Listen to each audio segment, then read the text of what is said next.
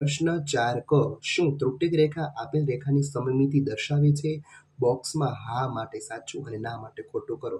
સમમિતિ એટલે કે કોઈ પણ આકારના બે સરખા તમે ભાગ પાડો તો બંને આકાર છે એ સરખા રહેવા જોઈએ. અહીં તમને ત્રુટક રેખા આપેલી જ છે, તો ત્રુટક રેખા આપેલી છે અને બંને ભાગો તમારે ચેક કરવાના. તો કે આ બંને ભાગો છે 1 અને 2, આ બંને છે એ યોગ્ય છે નહીં, માટે ખોટું.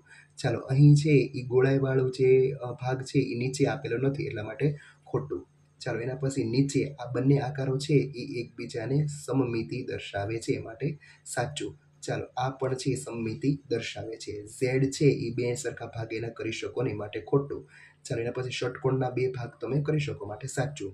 ચાલો, નીચે છે એ ચતુષ્કોણ આપેલો છે એ પણ સાચું અને આ પણ આકાર સાચો, સમમિતિ દર્શાવે છે.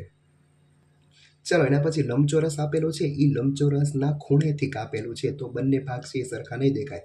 જો એને તમે વચ્ચેથી સમમિતિ દર્શાવેલી હોય, ત્રુટક રેખા આપેલી હોય તો સાચું આવશે, અહીં ખોટું. ચાલો, આ આવશે સાચું. એના પછી કપ પણ સાચું આવશે. ચાલો, આ પણ ચિત્ર આવશે સાચું.